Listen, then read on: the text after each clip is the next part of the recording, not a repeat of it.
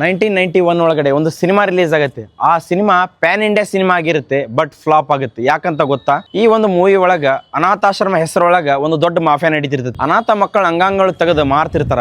ಇದನ್ನ ಯಾರು ಕಂಡಿಡಿತಾರ ಅಂದ್ರ ದ ಪೊಲೀಸ್ ಇನ್ಸ್ಪೆಕ್ಟರ್ ರವಿಚಂದ್ರನ್. ಈ ಒಂದು ಮೂವಿ ಒಳಗ the super star Rajinikanth, the best actor Nagarjuna ಇವರೆಲ್ಲ ಆಕ್ಟ್ ಮಾಡಿದ್ರು ಕೂಡ ಈ ಮೂವಿ ಫ್ಲಾಪ್ ಆಗುತ್ತೆ. ಈ ಒಂದು ಮೂವಿ ಆವಾಗಲೇ ಹಲವಾರು ಭಾಷೆ ಒಳಗೆ ರಿಲೀಸ್ ಆಗಿತ್ತು, ಬಟ್ ಈ ಮೂವಿ ಜಾಸ್ತಿ ದಿನ ಓಡಲಿಲ್ಲ.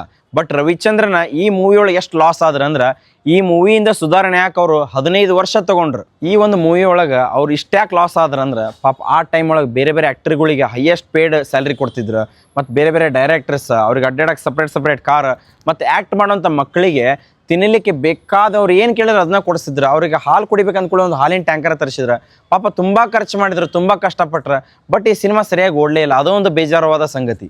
ಈ ಒಂದು ಮೂವಿ ಬಗ್ಗೆ ನಮ್ಮ ಸೋಷಿಯಲ್ ಮೀಡಿಯಾದೊಳಗೆ ಹಲವಾರು ಚರ್ಚೆ ನಡೆಯತೈತಿ. ಸರ್ ಮೂವಿ ತುಂಬ ಚೆನ್ನಾಗಿದೆ, ರಿಲೀಸ್ ಮಾಡಿ ಅಂತ ಕಮೆಂಟ್ ಮಾಡ್ತಾ ಇದ್ದಾರೆ. ಸೊ ಈ ಮೂವಿ ರಿಲೀಸ್ ಆಗಬೇಕಾ ಬೇಡವಾ ಅಂತ ನೀವೇ ಕಮೆಂಟ್ ಮಾಡಿ. ಈ ಮೂವಿ ಹೆಸರು ಶಾಂತಿ ಕ್ರಾಂತಿ.